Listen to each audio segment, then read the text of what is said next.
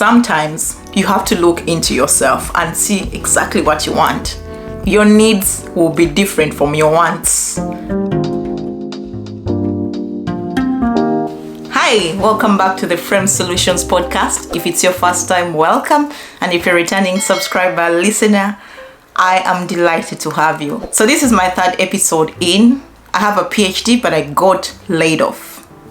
The last two episodes I shared, the first one was about my update, saying that I had a PhD, but I still lost my job at the end of last year. The second one was about applying for many jobs and having a very bad experience in the job application and job interview process. This third episode is totally different from those episodes. I've been sitting here and thinking about what to share on this episode, but one thing I want to share in this episode is that many of us underestimate what we can do, and as a result, we stay in our comfort zones. We self-sabotage all our efforts to move ahead, and we conform ourselves to the standards of this world. That's a lot to share, but I'm gonna explain. So when I got laid off last year, I kept on thinking, I need to get back to work. I need to find myself a job. I need to apply for jobs. I've applied for so many jobs to this date. I think almost 25 or so well specialized jobs in my field as a biotechnologist. But all these jobs have been negative to the essence that I've gone back and thought about it, and I'm like, but Faith, you can't be doing the same thing over and over again and expecting a different result. When this happens, of course, as a human, you end up feeling disillusioned because you're thinking, okay, I've done everything in my own power. I've applied for jobs. I've reached out to recruiters. I have called, emailed all the people I know in my vicinity and my network, and I've not been able to secure myself an opportunity. But I'm thinking, Faith, is this really what you want to do? Having had all this time of working, my priorities and my values have shifted. Right now, I don't see myself doing a normal 9 to 5. I'm not saying this out of any disrespect and disregard of whoever has a job in a 9 to 5, but I'm looking at it with this mindset of I would still want to have a job in my field, but what I want to do is to be able also to do things that I enjoy. For the longest time possible, I have coached early career professionals to advance their careers. Funny enough, being laid off also gave me a perspective of thinking, do I still really want to be in an office? Do I still want to work in a lab? Do I still want to have to commute to work every single day? And for my deep conviction down my heart, I found that no, that's not what I want to do with my life. And I love doing lab work. I loved research, but now I want to get into consultancy. I want to get into opportunities that allow me to be outside the lab and work into the project management set of it. I was managing the project I was working on in my previous role, and I learned a lot. And I'm also studying PMP. It's Project Management Institute certification. And I found that during this period, it's given me another perspective of my career to think that many people who earn the most are not the people who are on the bench when it comes to the science. Many people who earn the most are people who know how to work with people. If I'm to tell you, many people who work in the lab are more on the introverted side. Their interpersonal skills usually are not that well developed to be able to handle big crowds of people. I also have like mentors and people I've interacted with who've told me that when it comes to the kind of work they need to do, they want to be in the lab because they are not so much outgoing. They don't have an extroverted character, if I say so myself.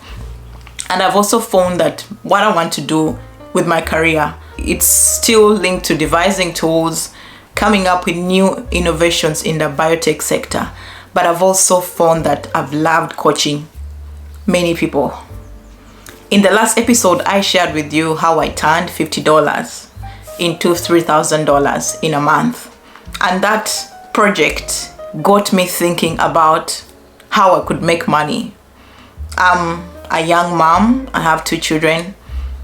I would want to be available to see my kids grow.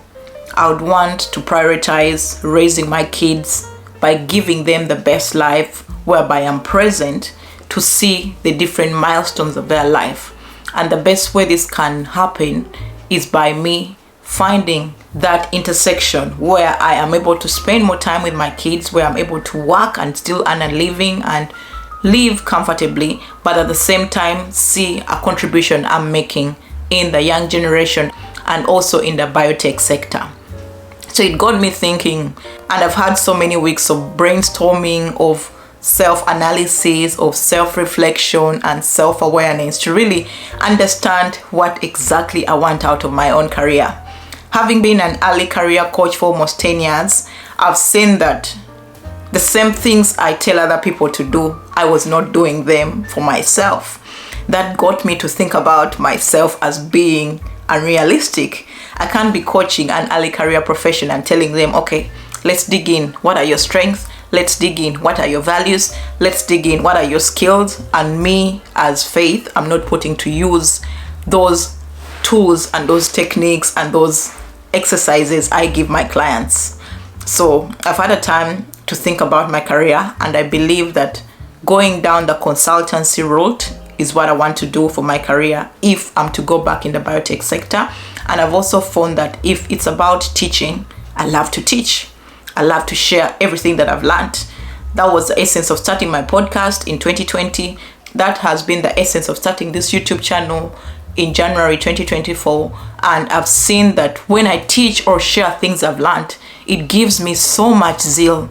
Believe me, every time I have to record an episode or hop on a call and coach a person, I feel so much empowered. I don't feel drained. Many of my coaching calls are usually stipulated between 45 minutes, but sometimes I can coach a person for 1 hour. And every time I'm giving them all these ideas or encouraging them to pursue something in their career, it just keeps flowing. I've found that is my element. I've found that's what I want to do with my career. So I'm sharing this episode to tell you that sometimes you have to look into yourself and see exactly what you want. Your needs will be different from your wants. I've found that my want of having job security is different from my need of having that empowerment, of having that time freedom, of having moments in my day whereby I can just spend some time with my kids, where I can take my kids to play in the afternoon, where I can make money online, where I can create YouTube videos, and where I can be present as a mom. And it's been life-changing. Some people will not like what I'm going to say, but I'm going to defend it. The other thing I've also learned in this period is the education system makes us believe that for us to advance in life, you have to keep on bringing in new things. But sometimes it's just a matter of you digging deep, bringing out what is within you. When you look at the term education in Latin, it will tell you that education should come from within. You bring out what's already new and nurture it and mold it and make it fit what you want. It's not about getting what's outside and bringing it onto yourself. In the essence that many of us have talents, many of us have inherent capabilities, many of us have those affinities that we are drawn to. But because of our education system, we believe we have to bring from out and add to what we have, instead of us developing what we already have within us to move us in the direction that we want to go. So during these 9 or so months, I've had time to develop and reevaluate my life. I've had time to dig deep into the intricacies of my life, examine all the steps that have led me to who I am, all the challenges I've gone through in my career, from being a Ugandan in a third world country, if I say so myself, to moving to the UK to do my master's, to coming to Australia to do my PhD, and all that life. There've been so many things that I've had to overcome. There've been so much resilience I've had to adopt. There've been so many talents that I've had to refine to get me to where I am. But most of those things were not from out. They were from within. My zeal was from within. My interests were from within. I didn't just wake up one day and see someone do something and decided to do it. It was that desire deep down in my heart that led me to who I am. And if I'm able to develop this desire further, it's going to get me where I want to go, because I'll be working from within. Everything that's within me will be screaming in the direction that it wants me to go.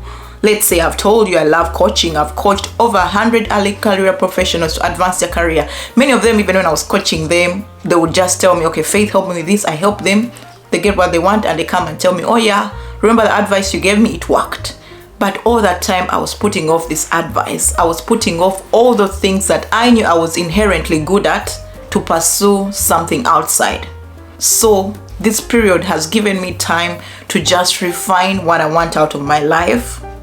As a 35-year-old lady, I want to move in the direction that is moving me closer to my goal. As a mom, a scientist, and a person who loves empowering others, I want to move in a direction that enables me to move in alignment to my values. And I believe I've found that direction. So as I complete this episode, I want to task you to think of your life.